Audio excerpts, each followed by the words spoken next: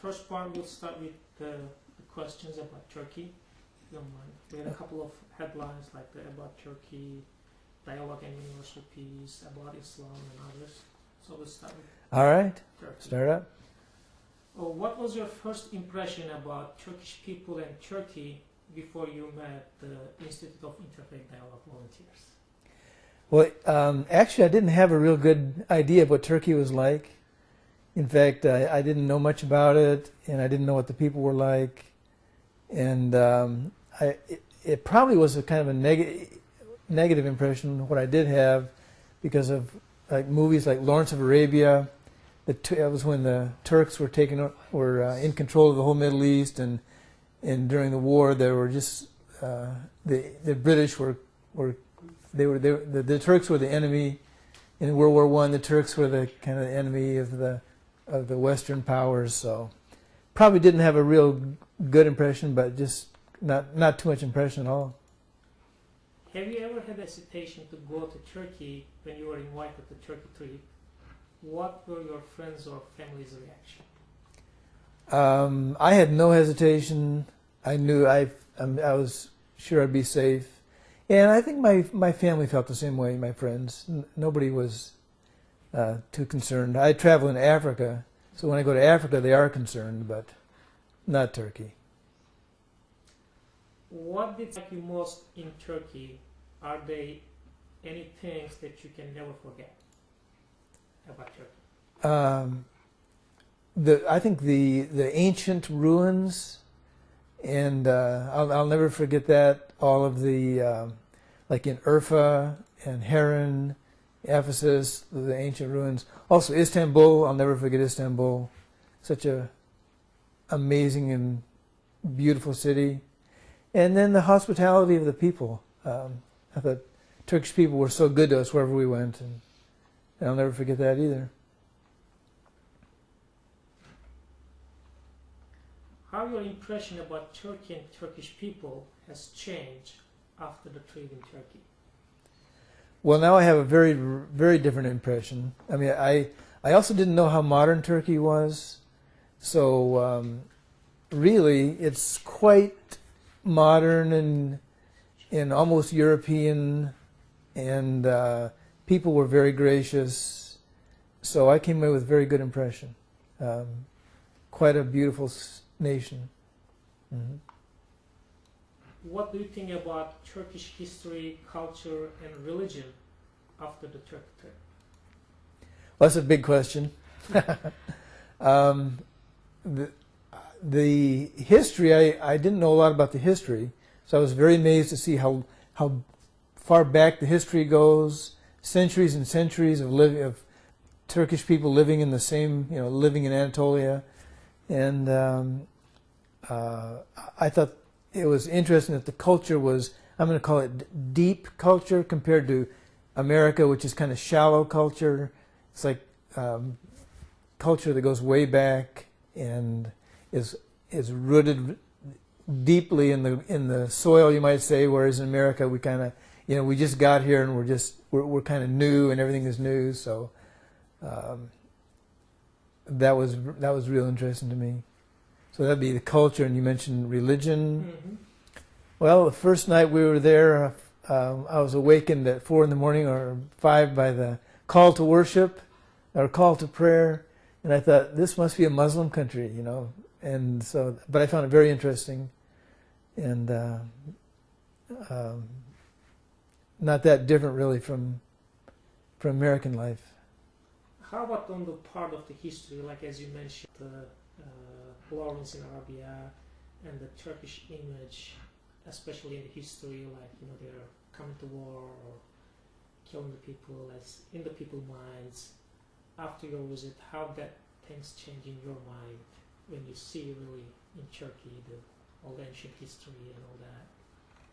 Well, I think one thing that was I was surprised at the pride of the Turkish people, and how they take pride in who they are, how long they've been there. They take pride in their nationality, and the Turkish history Americans don't even know their own history, but Turks know their history, and you know, I was surprised to see how their history goes way back, and they're aware of it, and they're aware of who they are, and they're aware of their relationship historically with the Arab people and with the Persian people and with the Russian people, and that's something that we don't have here, and because we're all mixed up. We don't know who's Irish and who's German and who's English and who's French. We don't know and we don't care. But there I could see where the Turkish people's history goes way back, and they know what happened 1,000 years ago. They know what happened, and those history defines who they are in their relationship with the people around them, which we don't, which was new to me and very interesting. Did the trip reinforce your ideas about establishing peace in the world? Or in which way did the trip force your ideas and the thoughts about the peace in the world? Well, I think it did. I think that the idea, and I'm not sure how common this is, but the people that we met, the people we talked to, the people that were kind of involved in interfaith dialogue, they had a good idea of letting people be who they are, and not fighting about it. And so I found that we met many Muslims that were very happy to talk about their faith and very curious to talk about Christian faith, and I think that was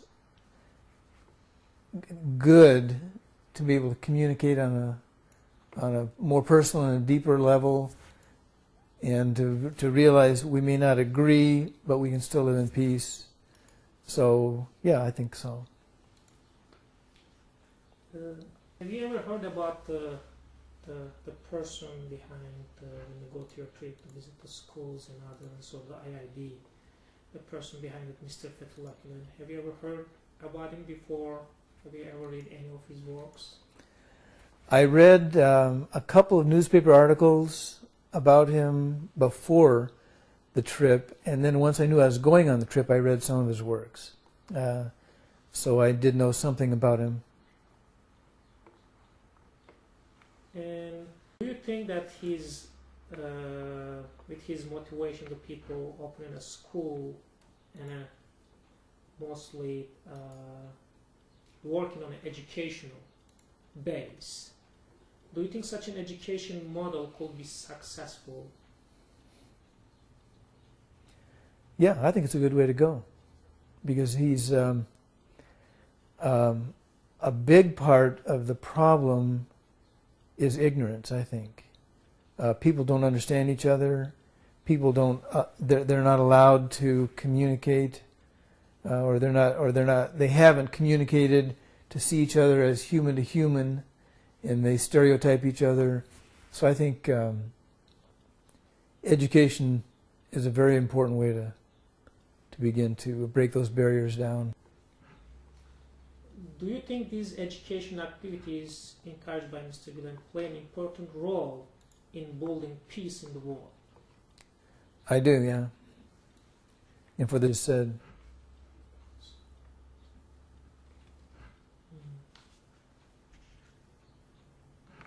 what do you think, what are the main reasons that cause prejudice across cultures?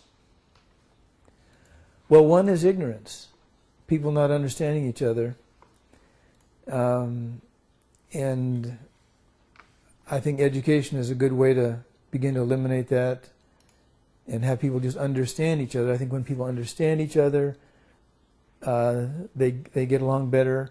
And another thing I think is just getting to know each other across cultural lines, racial lines, religious lines. I think when people know each other as human beings, they discover that there's a lot more in common